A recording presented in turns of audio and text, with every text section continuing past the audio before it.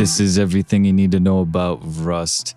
In this episode, we will be talking about all of the rifles within Rust, how to find them, how to use them, and how to handle them properly. There is the semi-automatic rifle, which deals decent damage, has a very good accuracy, and not too much recoil, along with a decent fire rate. The AK is a bit stronger, has a lot more recoil, and also has a better fire rate along with being fully automatic. The bolt action has the longest range, the most damage, and very good accuracy. The LR does decent damage and has a very high fire rate, making this a beast of a rifle. And then there is the M249, which has a massive magazine, high fire rate, high range, and high damage. The regular 5.56 ammo will drop over long distance. The HV rifle ammo will drop slightly less and deal higher damage over a longer range. The incendiary has a chance of slowing the enemy if they walk within the fire, and then explosive damage deals AoE along with being used for raiding. We'll start off with the semi-rifle. You can find these in the locked crates, elite, and military crates. Recoil on this gun pretty much just goes straight up.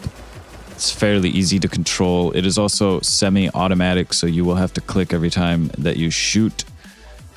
So burst firing with this gun is very easy to control because of the recoil pattern and the fact that it is not fully automatic, making this also a very good medium and long distance rifle. A double barrel or pistol secondary with this weapon is very powerful.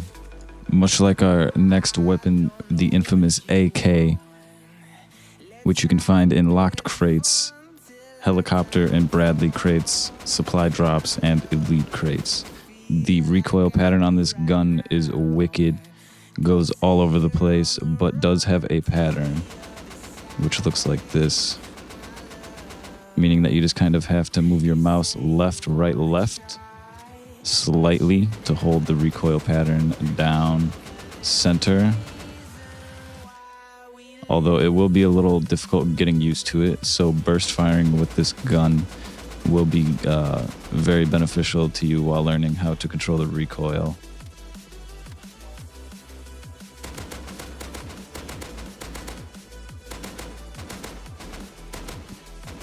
Next, we have the bolt action rifle, which you can find in locked crates, Bradley and helicopter crates, supply drops, and elite crates. This one's pretty self-explanatory. You point your crosshair at the enemy and then fire.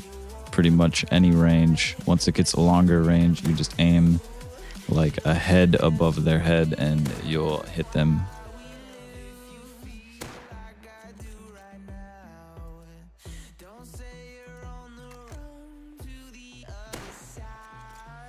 To prepare your next shot, you simply left click after firing, and then you'll be able to aim and fire again. Then there is the LR300, which you can find in supply drops, Bradley, and helicopter crates. This is a very rare weapon, and it's pretty common to see players rushing for those three places to try and get one of these because the recoil on it is pretty much non-existent. It is very easy to control the recoil pattern on this. Just pull down to the left and then hold in the center. And burst firing with this gun is also very powerful, as it's pretty much 100% where your crosshair is at, making this a very powerful gun along with its fire rate, which is also really high.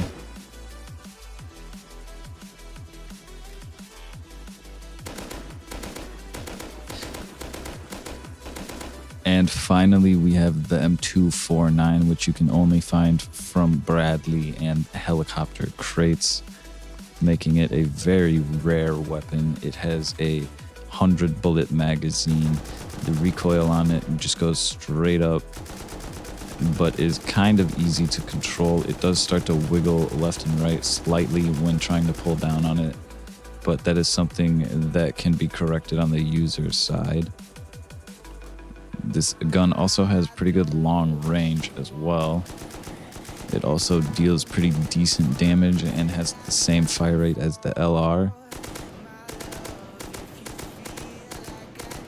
It's a very good gun. If you get this as a solo player, it pretty much means that you could take on a whole Zerg if you catch them in a hallway. Getting raided is definitely no big deal with this gun in your base.